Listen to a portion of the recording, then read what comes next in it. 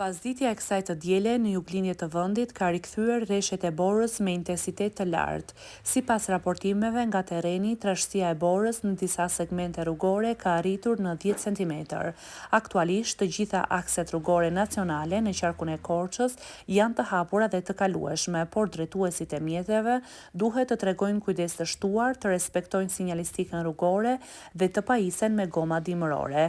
Gjithashtu, këshillohet shmangja e lëvizjeve të panevojshme, sidomos gjatë orëve të natës.